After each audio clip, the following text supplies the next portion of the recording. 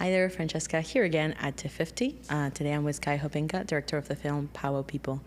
Thank you, Sky, for coming today. Thank you for having me. I really love the movie. I watched it, I think, 2 days ago. And I've never been to a powwow, so it was like my first time even seeing one. And the film, like, I ask you, like, what is the role of the audience in this space as well, in this like event happening? Because at least I felt like I was like invited to something. I don't know. No, I mean, it's like the audience at the powwow and the audience watching the film. I mean, the audience is an important part of powwows. It's like part of like why they were developed, you know, in the mid 1800s, was to get people to reservations, to bear witness to this culture that still exists, and that still continues to this day. I mean, it's a welcoming space for people who aren't familiar with Native culture, with powwows in general, or just the traditions. But it's one where people can learn and participate, but then also, you know, watch people that are perfecting their craft, that are dancing, that are singing, that are selling things that they made.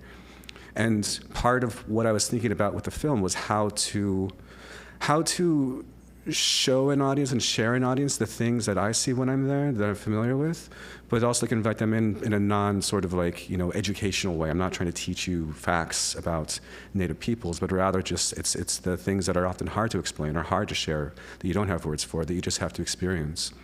And like the film by no means is like a complete portrait of a powwow itself. You know, they're so different from state to state, from country to country. But it's just, there's some commonalities there that hopefully will help, you know, share a little bit of this experience to someone that, you know, is familiar, but also who might not be familiar with them. There's this thing, we were talking with my producer earlier, because like the MC at the beginning, at one point he addresses you and he was like, cut the cameras so it doesn't turn to National Geographic.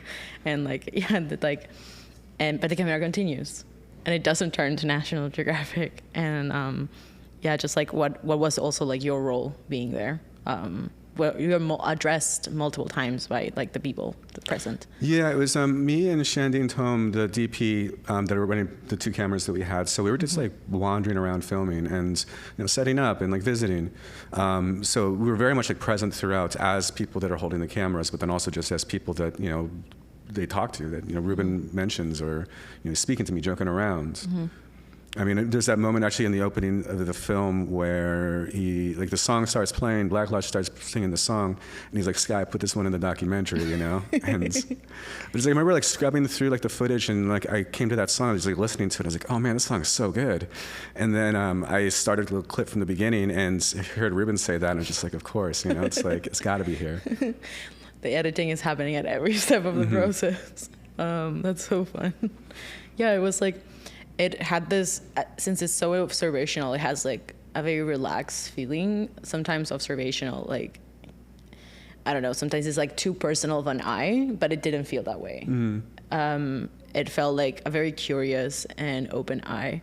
And I like this thing of like starting the day with everything getting ready, and just like slowly until like the beautiful light that you get at the end of the film, which is like so beautiful, and just the colors moving and a lot of like, it's just like, wow, it was stunning. Like I wanted to ask you, like, also as like a camera person, like how do you choose how to like film movement as well? I mean, movement was such a big part of the conversations we were having about this film, and even just like what I would think about when I would imagine this, like making this like 5 years ago, 6 years ago.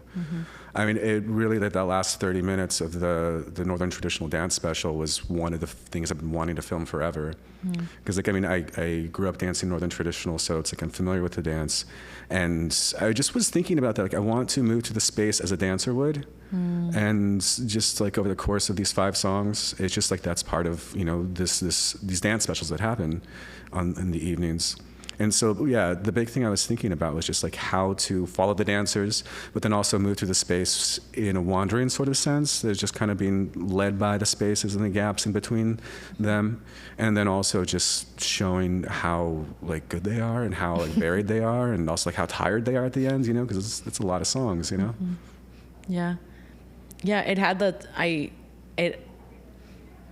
it had that feeling as well. Like, I think it added to the feeling of not feeling like an outsider when you're watching the film, which I think is so crucial to it. it is very hard. Like I saw in like the description, I don't know if you wrote this, let me know, but like someone wrote, and I'm checking if it was you. This was. You wrote it? Great. Or for the festival or the synopsis? For the festival. No, I think Jason Ryle wrote that. Okay, and he wrote this thing of like, like a powwow, not as a document of a powwow, but as a cinematic form. And I thought that was so beautiful because it also like set how we went to the film. And I was wondering, do you feel like this kind of filmmaking, do you think it like creates possible change for the language of filmmaking, like reshaping how we like think film and film in general? I mean, I think so, and I hope so. I mean, all throughout my career, you know, having a sort of foundation in experimental cinema and like the avant-garde and those traditions there, I mean, I've always been interested in what these cinematic tools can be used for in different ways outside of maybe the ways that we know them or recognize them when making films. So it's just like, you know, looking at like a 30-minute long take and thinking about the films that I've seen that really do that well and how they move through space. Actually, Be Gone's Kylie Blues, there's like a 45 minutes long take at the end of the film, and it's one of the most beautiful things I've seen. And it's just like those things kind of stick in your head. And it's just like, yeah, how can you utilize these tools? It might be for a different culture, for a different sort of like group of people, or like from a different era, and use them to, speak to the interests that I have around indigenous culture or storytelling or myth making, or just these different sort of questions that I have, and how the creation of the film is also part of the proposition and the question, you know, of like, how do you film a powwow? How do you share this? And also how can, you know, it be built upon in the future? Did you maybe feel from the people present a desire to be in the film? Or what was like that relationship as well? Yeah, so what we did was we organized this 3-day powwow and just like ran it like a powwow, you know, like from beginning to end. We didn't like... Oh, okay. Yeah, we didn't like stop and have people do things over again or stage anything. It's just like we told Ruben, told Gina, just like run this like a powwow, you know, just like beginning to end, and we're just gonna film it. Okay. And like, so when we advertise it too, like to dancers, you make flyers, and that's how people see that, like on social media and things like that. We put it, you know, just this is a film and this is a documentary. We're going to film it, and if you want to come and participate in the film and this documentary, then just come to this powwow. Oh, okay. So it comes at the beginning of making the film. Oh, that's rather special. Oh, wow, that's so cool. But it's like at the same time, it's not. It doesn't. It exists like because of the film, but it also exists on itself, right? Wow. Yeah, because like I mean, powwows are usually on a Friday, Saturday, Sunday, but we had this one on Tuesday, Wednesday, Thursday, so that we wouldn't be competing with other powwows, and and people could like pass through on the way to the next powwow, you know, because they happen all weekends or every weekend, like all summer. So it's just like part of the powwow trail that people are on. That's so cool. Wow. There's this thing that Jamie Johns says during the film that really moves me. That is like change is coming, whether we notice it or not, whether we are ready for it or not. And I think it's like a very like strong statement to include in your film. And I wanted to like maybe open like to think about like why we include that, and like choices behind like also including like very personal like people got really personal and very deep in what they were saying, and how does also that feel for you to like create that space? Yeah, I mean, I had interviewed Jamie, John, and Freddie before the powwow. Like, I mean, I think the winter before, like, actually the March before that, August when we filmed, and yeah, just like the conversations were just kind of like meandering, but also just like wanting to hear what they wanted to talk about, you know, when just discussing something like their experiences growing up, going to powwows and their life with it. And both are very different in terms of their background, with like Freddie being a drummer and Jamie John being a dancer, and just, you know, the process too of them transitioning. So it became reflective of their conversations, but then when I started editing it together, I guess those were the things that kind of stood out to me, just the way that they reflected and the way that they were thinking about the past and the future. Like Freddie, you know, he was like talking about all these different times when he was coming up as a drummer, and those just felt so poignant and so honest, and just part of that sort of nostalgia that happens, and just the sort of generational change that happens, like when your elders get older and they pass on.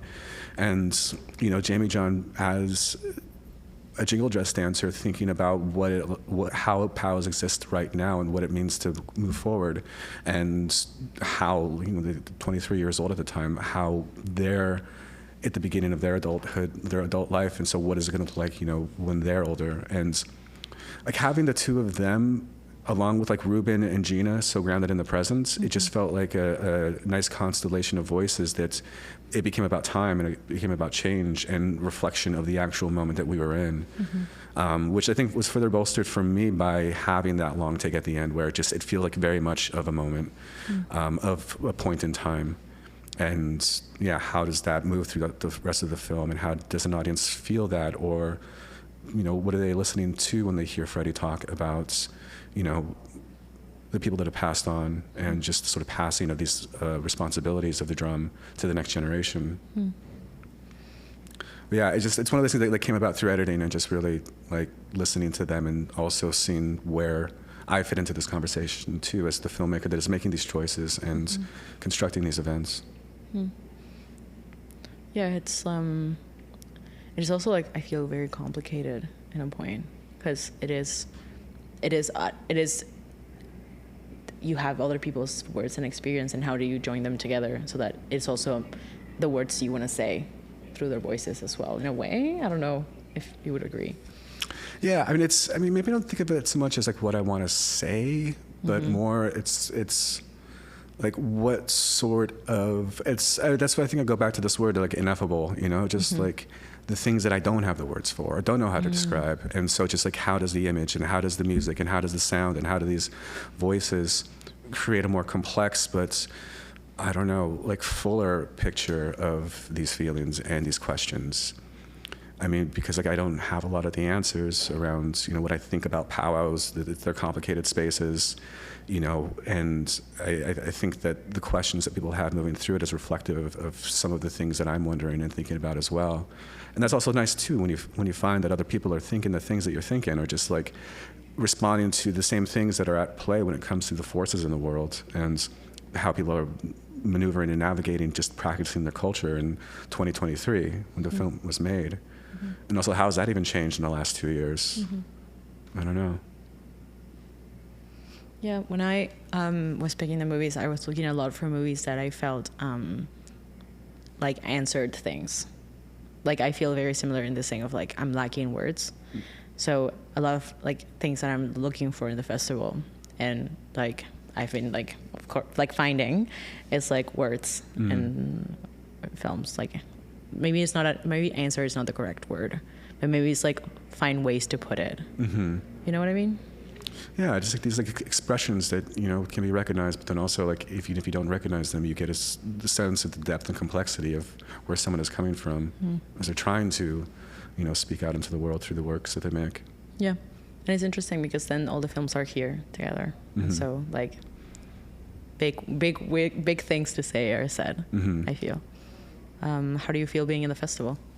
It's great. Yeah, I mean, last time I was here was maybe 2019 or 18 with a short film, maybe 2018 or 17, I don't know. But it's been a number of years. But it's like always nice to come back here, whether it's like wavelengths or imaginative, and just to, be a part of a festival that has a lot of complex voices and has a lot of really good filmmakers. Yeah. Oh, I wanted to ask you about like, have the people that participated in the powwow seen the film yet? Oh no, how does that go? Well, I sent, when I first like got a rough cut done, I sent links to Gina, Jamie, John, and Ruben. And so they've seen like early cuts of the film, but I don't think they've seen the final cut yet. And as far as like other people that are involved, I mean, like Shandine, the DP, and Jacques, the sound person, are all here at the festival. So I think, it'll be a lot of people's first time seeing it that was involved in the film in its final form. But yeah, we're hoping to do some screenings in Seattle soon, so hopefully that works out. Thank you so much. Thank you. Thank you guys, and I'll catch you in the next one. Bye. Thanks, guys. Thank you.